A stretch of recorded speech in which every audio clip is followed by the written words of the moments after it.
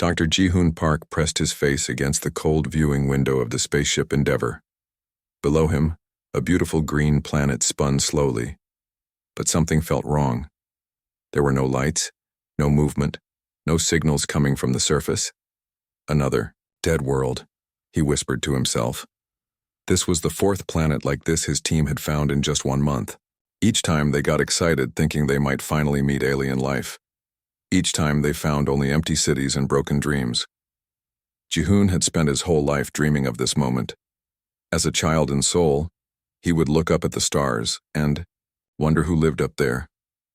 Now, after years of studying alien biology, he was actually among those stars.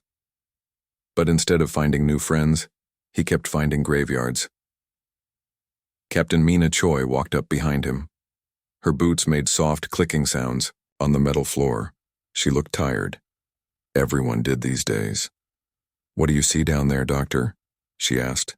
"The same thing we saw on Kepler 442b and Ross 128b, and all the others," Ji-hoon replied. "Cities that were built by someone, roads that someone walked on, but nobody's home anymore." Mina nodded sadly. She had been getting similar reports from other human exploration teams scattered across the galaxy. Every ship that went out came back with the same story. Dead worlds, empty planets, civilizations that had simply vanished. Down on the planet's surface, Dr. Sung-ho Kim was taking pictures of strange symbols carved into stone.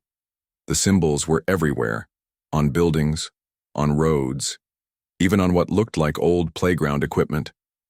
Someone had lived here. Someone had built a whole society here. But where were they now? "These markings," Sung-ho said into his radio. "They look fresh. Well, not fresh, but not ancient either. I'd say maybe 50,000 years old. Give or take. 50,000 years.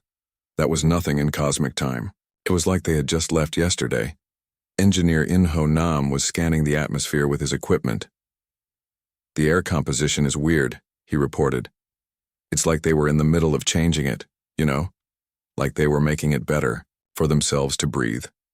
But then they just stopped." The team spent 3 days on the planet.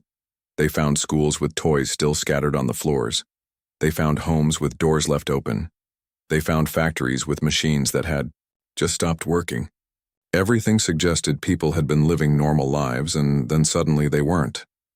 On the fourth day, they made a discovery that changed everything. Ji-hoon was exploring what looked like a library. The books were made of some kind of metal. That wouldn't decay. He couldn't read them, of course, but the pictures told a story. They showed beings that looked almost human. 2 arms, 2 legs, heads with what might have been eyes. They showed these beings building cities, raising families, looking up at the stars just like humans did. But the last few books were different. They showed the beings looking scared. They showed them pointing at the sky. They showed them digging underground, and then the books just ended. "Captain," Ji-hoon called on his radio. "You need to see this." When the team gathered in the library, Mina looked at the picture books Ji-hoon had found. Even without understanding the alien writing, the story was clear. They knew something was coming, she said quietly. That night, back on the ship, the crew ate dinner in silence. Everyone was thinking the same thing, but nobody wanted to say it out loud. Finally, young communications officer Ji-hoon Lee spoke up. "What if it's still out there? Whatever took them?" The question hung in the air like a bad smell. Captain Mina tried to sound confident when she answered. "That was 50,000 years ago. Whatever it was, it's probably gone now." But even as she said it, she didn't believe it. Deep down, she knew that something was still out there, something that had swept across the galaxy like a cosmic vacuum cleaner, sucking up civilizations that had reached for the stars. And humanity had just reached for the stars, too. Over the next few weeks, reports kept coming in from other ships. The Seoul Dawn found empty cities on 3 different planets. The Pusan Explorer discovered abandoned spaceports with ships still sitting in their docks. The Daegu Pioneer sent back pictures of writings on cave walls that all said the same thing in different alien languages. They came from the dark between stars. In her captain's quarters, Mina stared at a map of the galaxy on her computer screen. Each red dot marked a dead world, each yellow dot marked a human colony. The red dots outnumbered the yellow dots by thousands to one. She opened the encrypted channel to Earth Command. "This is Captain Choi of the Endeavor," she said. "We need to talk." The secure communication room on Earth was buzzing with activity. Dr. Yunho Lee rubbed her tired eyes as she stared at the holographic display floating in front of her. Red dots filled the galaxy map like a disease spreading across the stars. Each dot represented a dead world. "This can't be right," she muttered, zooming in on sector after sector. But the pattern was always the same. Empty planets, vanished civilizations, and now, a terrifying timeline was emerging. Meanwhile, on the research station orbiting Jupiter, Dr. Dongyun Song was having the worst day of his scientific career. He had been analyzing data for 3 months straight, and every calculation led to the same impossible conclusion. "They were all like us," he announced to his team during their morning briefing. "Every single civilization we've found so far. They had cars. They had planes. They were just starting to build spaceships when they disappeared." His colleague, Dr. Neon Han, looked up from her tablet. "What do you mean like us?" "I mean their technology was exactly where ours is now. Nuclear power, early space travel, basic AI. It's like there's a cosmic finish line and everyone gets erased when they cross it." The room fell silent. Everyone understood what he was saying. Humanity had just crossed that finish line. Lieutenant Minwoo Park was in charge of monitoring deep space signals. His job was usually boring, mostly listening to natural cosmic radiation and the occasional message from human colonies. But today was different. Today, his equipment detected something that made his blood run cold. The signal came from the edge of the galaxy. It was artificial, definitely made by intelligent beings. But it wasn't coming from any human ship. The signal repeated every 12 hours, broadcasting in a frequency that could travel across vast distances. When the code was finally cracked, it contained just 3 words repeated over and over. Collection protocol activated. On the mining colony of Titan, engineer Sujin Kim was taking a coffee break when her computer started beeping. She had been analyzing mineral samples from various dead worlds, looking for clues about how these civilizations had lived. What she found was much worse than she expected. "The metals," she said to her assistant, Hyunwoo Nam. "Look at these isotope readings. Every single dead planet has the same unusual metal concentrations in their soil." "What kind of metals?" Hyunwoo asked. "Ones that don't exist naturally. Someone or something left these behind, like a signature, or a warning." Back on Earth, Admiral Yunho Bae was having an emergency meeting with the Global Defense Council. The room was packed with officials from every nation on the planet. Maps and charts covered every wall, showing the positions of human colonies throughout the galaxy. "Ladies and gentlemen," Admiral Bae began, "we have a problem, and it's bigger than anything humanity has ever faced." He activated the main display, showing a 3-dimensional map of the galaxy.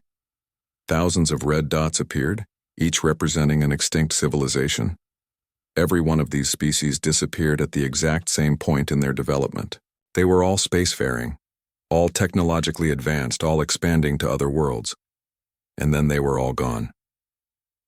Dr. Yunha Lee stood up to address the council. "We've found similar patterns in 7 other galaxies that our deep space telescopes can observe. This has happened before, many times. We're looking at what appears to be a systematic extinction event that occurs whenever a species reaches our level of development." President Ji-won Yoon of the Korean Republic leaned forward. "Are you saying we're in danger because we've reached the stars?" "That's exactly what we're saying, Madam President." The room erupted in worried murmurs, but Admiral Bae wasn't finished. "There's more," he said, and the room went quiet again. "We've detected movement. Large objects, bigger than our biggest. Ships, moving through space in patterns we've never seen before. They appear to be heading in our direction." Meanwhile, on Mars colony, Security Chief Seung-ho Park was reviewing recent surveillance footage. Something had been triggering motion, sensors in the abandoned areas of the colony, areas that had been empty for years. When he finally found what was causing the alerts, he nearly dropped his coffee. Footprints. But not human footprints. They were bigger, with too many toes, and they seemed to glow with a faint blue light in the darkness. How is this possible? He wondered aloud. The nearest alien civilization they knew about was 50,000 years dead. Yet here were fresh tracks on Mars. Dr. Minjun Lee, the colony's lead archaeologist, examined the prints carefully. "These aren't random," he said after hours of analysis. "They're heading toward our communication array. Whatever made these tracks was specifically looking for our technology." The implications were terrifying. Something was already here. Something was watching them. As reports continued to pour in from across the galaxy, a disturbing picture emerged. The extinction events weren't random. They weren't diseases or natural disasters. They were coordinated, systematic, and whatever caused them was still out there. In her office at the Seoul Space Center, Director Chae-Young-oh compiled all the evidence. The abandoned civilizations, the mysterious signals, the strange metal signatures, the footprints on Mars. She wrote a message to all human colonies. Code Black. Unknown entities detected. All colonies implement maximum security protocols immediately. As the message traveled through space at the speed of light, reaching humanity's scattered children among the stars, one thing became clear. The galaxy hadn't been abandoned. It had been cleaned, and now it was humanity's turn to face the cleaners. The emergency klaxon echoed through the corridors of Earth's military headquarters. Admiral Yunho Bei hadn't slept in 4 days. Empty coffee cups covered his desk, and stress lines carved deeper into his face with each passing hour. Through his window he could see spacecraft launching every few minutes, supply ships heading to the outer colonies, bringing weapons and defensive equipment. "How many systems can we actually defend?" he asked Colonel Soo-Jin Kang, his chief tactical officer. "Honestly, sir, maybe 3 or 4. We're spread too thin across 17 star systems. Our weapons are designed to fight other humans, not whatever's coming." Meanwhile, on Europa Station, Dr. Nayeon Yang was working frantically in her lab. The artifact they'd found on the dead planet Kepler 442b was unlike anything in human experience. Made from a metal that shouldn't exist, it hummed with energy despite being thousands of years old. "It's like a hard drive," she explained to her assistant, Dr. Hyunwoo Sun, "but not made of anything we understand. The patterns inside keep changing like it's trying to tell us something." As if responding to her words, the artifact suddenly projected a hologram. Images of various alien species flashed by, some with tentacles, others with scales, some that looked almost human. Then came the common thread. All showed spacefaring civilizations, all building ships, all reaching for the stars. And then, nothing. Each civilization's story ended the same way. Empty planets, silent cities. Captain Minjun Park was having his own problems aboard the defense cruiser, Incheon. His ship was patrolling the edge of human space when his sensors detected something massive moving through the asteroid belt. "Sir, you need to see this," Communications Officer Ji-hoon Nam said, his voice shaking. On the main screen appeared an object that defied explanation. It was huge, easily 10 times the size of Earth's biggest space station, but it wasn't natural. Its surface was covered in perfect geometric patterns that hurt to look at for too long. "Is it a ship?" Captain Park asked. "If it is, sir, it's like nothing we've ever built. It's just sitting there, not moving toward us, not moving away, just waiting." Back on Earth, teenager Chae-Young Kim was doing something she probably shouldn't have been doing. As one of the planet's best hackers, she had managed to break into the military's communication network. What she found there made her forget all about the computer programming contest she was supposed to be studying for. Files labeled Project Last Hope contained plans for humanity's final desperate defense. Scientists working on weapons they barely understood. Engineers trying to build shields using alien technology. It all looked hopeless. But in one encrypted folder, she found something different. A journal entry from Dr. Yunha Lee on Titan Station. "The pattern isn't what we thought," Yes, civilizations disappear when they reach space, but I've found something else. Sometimes, very rarely, there are survivors. Not many.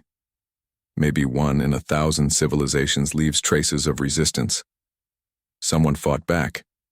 On the mining station. Around Saturn, engineer Seojin An was working on something that might save them all, or might destroy them trying. The alien artifacts contained technology that human science couldn't explain. But maybe they didn't need to understand it. Maybe they just needed to use it. If we can reverse engineer even a small part of this, she told the team, we might have a chance. These aren't just tools, they're weapons. Weapons designed to fight the same enemy we're facing now. Dr. Donghyun Lee, the station's head scientist, was skeptical. We're talking about technology that's 50,000 years old, and we still can't even turn it on properly. That's when the lights went out. Emergency power kicked in a moment later, bathing everything in red light. But in that brief darkness, they all heard it. A sound like metal grinding against metal coming from outside the station. Through the observation deck, they watched in horror as massive shapes moved past the windows. Ships that looked more like living creatures than machines. Ships that made no sound as they glided through space. The collectors had arrived. On Mars, colonist families huddled in underground shelters as strange lights danced across the planet's sky. Military Commander Wookjin Park tried to keep everyone calm, but he could feel panic spreading like wildfire. They're not attacking yet, he announced over the colony's intercom. They're just watching. Indeed, the alien ships seemed content to observe. They positioned themselves at key points around each human world, like chess pieces being carefully placed on a board. In her secret laboratory on Europa, Dr. Naeun Yang made a discovery that changed everything. Hidden in the deepest layers of the alien artifacts data was a message, not written in any alien language but in mathematics, the universal language. The message was simple. You are different. We don't know how, we don't know why, but you are not like the others. Maybe you can succeed where we failed. It was signed with symbols that meant the children of Kepler 482b, the same planet where they'd found the artifact. As humanity's scattered colonies prepared for the unthinkable, one thing became clear. They weren't completely alone. Somewhere, in the galaxy's history, at least one other species had seen the collectors coming and managed to leave a warning. The question was, would it be enough? Admiral Bay stood on the command deck of humanity's newest warship, looking out at Earth. Beautiful, blue and completely defenseless against what was coming. He thought about his daughter, who was probably in school right now, not knowing that her world might end before she graduated. Signal all ships, he ordered. Whatever happens next, we don't go quietly. Humanity has a voice, and it's time the galaxy heard us roar. The morning Mars colony's administrator Jinwoo Park hoped would never come had finally arrived. He stood in the colony's command center, watching the impossible unfold on his screens. Ships that looked like flying cathedrals descended from the dark between stars, their surfaces gleaming with patterns that seemed to shift and change as he watched. A sound came from everywhere at once, not through speakers, but somehow directly into everyone's mind. It was music, if you could call it that. Beautiful and terrible at the same time. Then came the voice, clear as crystal, speaking in perfect Korean, then English, then Chinese, cycling through every human language that existed. Children of Earth, it said, and the words felt cold as ice. Your species has reached the threshold. Your development period has concluded. Prepare for collection. Captain Mina Choi nearly dropped her coffee cup aboard the Endeavour. Collection? What did that even mean? This is Captain Choi to all human vessels, she broadcast. Did everyone just hear that? Confirmations came flooding in from ships throughout the solar system. The message had been heard everywhere. On Earth, Mars, the outer colonies, even the deep space exploration vessels. On the research station orbiting Jupiter, Dr. Jihoon Sun was frantically trying to analyze the communication. His instruments were going crazy. The signal isn't coming through any normal channel, he reported to his team. It's not radio waves, not lasers, not quantum entanglement. They're somehow speaking directly into our brains. Engineer Neon Bay, working with him, noticed something else disturbing. Look at these readings. They're not just talking to us. They're scanning us, reading our memories, our thoughts, our DNA. The collector ships positioned themselves above major human settlements with mathematical precision. Over Earth, a vessel the size of a small country took position above the Pacific Ocean. Smaller ships, though still enormous by human standards, hung above each colony world like swords suspended over their heads. Lieutenant Hyunwoo Yoon led the first military response. His squadron of fighters approached the collector ship above Mars, weapons charged and ready. They looked like gnats compared to the alien vessel. "This is Lieutenant Yoon of the Mars Defense Force," he broadcast. "Please state your intentions and respond to our communications." The ship ignored them completely. It simply hung there, occasionally pulsing with soft light. Frustrated, Hyunwoo ordered a warning shot, a plasma blast aimed well clear of the ship. The energy blast struck the collector vessel's surface and nothing. It didn't even leave a mark. That's when the ship responded. A beam of light. Beautiful. Almost lazy in how it moved, reached out from the alien craft. It touched Hyunwoo's fighter for just a moment. His ship systems shut down instantly. Not destroyed, not damaged, just turned off. All systems dead, Hyunwoo reported, his ship drifting helplessly. "But I'm still alive, still breathing." The message came again, this time with patient annoyance. "Do not interfere with the collection process. Your resistance is noted but irrelevant." Dr. Yoon-ha Lee was monitoring everything from her lab on Titan. She'd been studying the collector, transmissions, trying to decode them. What she found made her stomach turn. "They're talking about us like we're insects," she told her colleague, Dr. Sung-ho Nam. "No, worse than insects. They're discussing us like specimens, things to be cataloged and stored." She played back a conversation she'd intercepted between collector ships. "Specimen variety appears limited compared to previous harvests. Confirmed. Single species, multiple variations, collecting representative samples of each geographic variant." "What about the ones showing unusual neural patterns?" "Interesting anomaly. Will require additional study. Increasing sample size for subspecies designation. Korean Peninsula inhabitants." The implications hit Dr. Lee like a punch to the gut. They weren't planning to destroy humanity.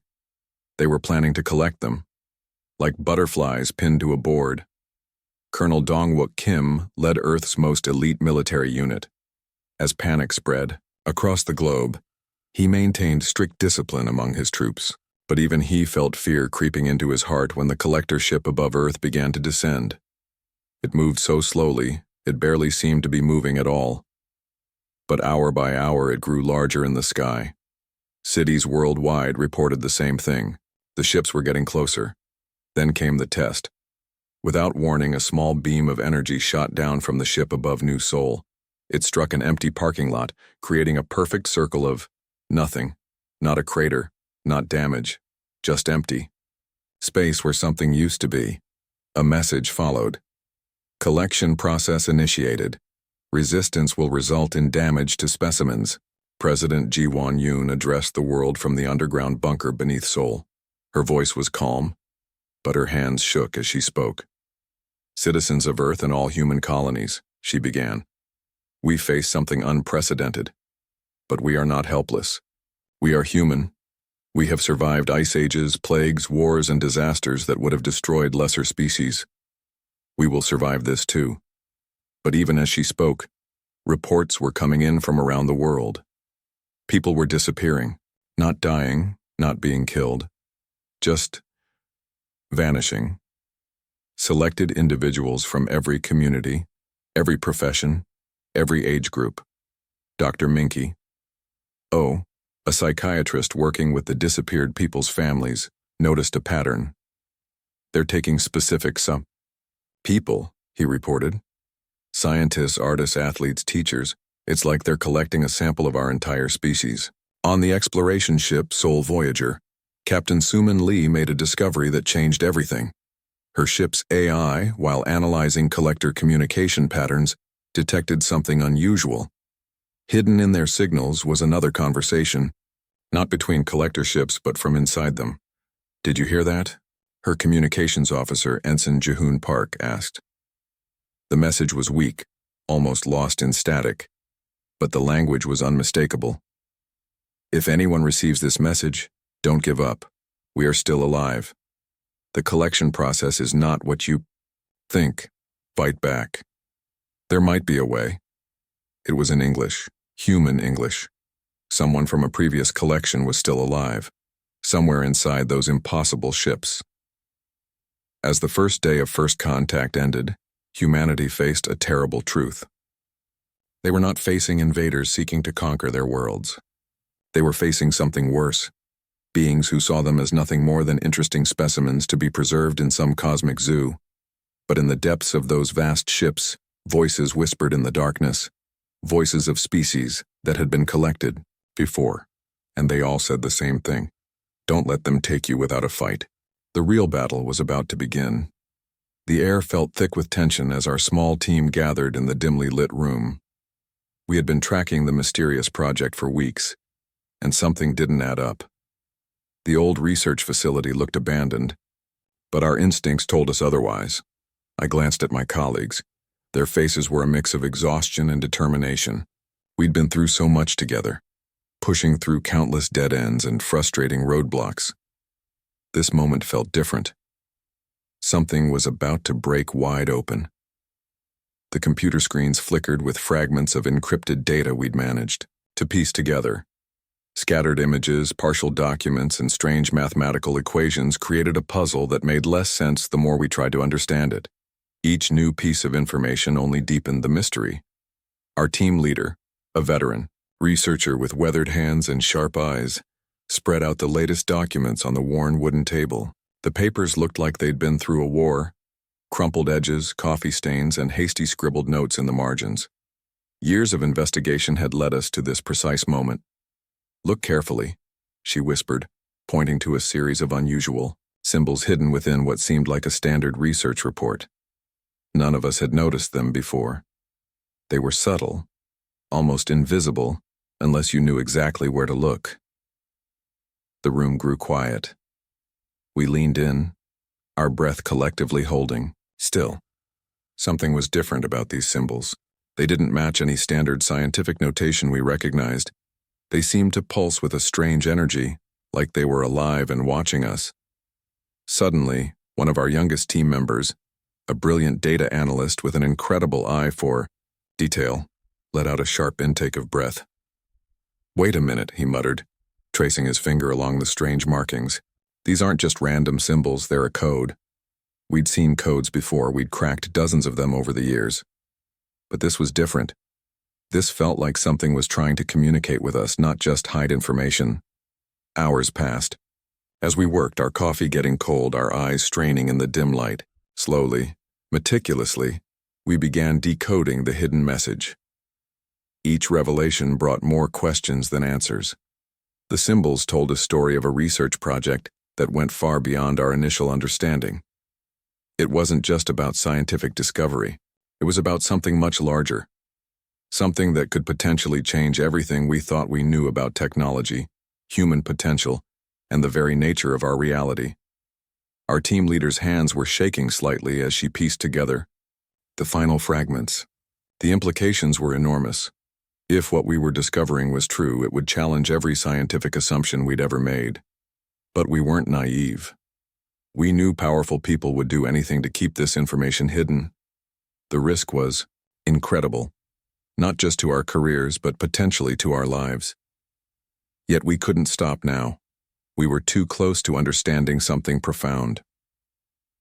As midnight approached, we realized we were sitting on a revelation that could reshape human understanding. The project we'd been investigating wasn't just a research experiment. It was a gateway to something extraordinary, a technology that could transform how we perceive reality itself. The walls seemed to close in around us, filled with the weight of our discovery. We looked at each other, a silent understanding passing between us. There was no turning back now. Whatever happened next would change everything. Our youngest team member pulled out an old notebook, his hands steady despite the gravity of the moment. "We need a plan," he said quietly. "And we need to move carefully." The room was charged with a mix of excitement and fear. We knew the road ahead would be dangerous. Powerful organizations would want to suppress what we'd discovered. But we were committed, not just to uncovering the truth, but to protecting it. As dawn began to break, casting soft light through the dusty windows, we made a pact. Whatever came next, we would face it together. The truth was too important to be silenced. Little did we know, our real journey was just beginning. The unexpected turn had arrived, and nothing would ever be the same.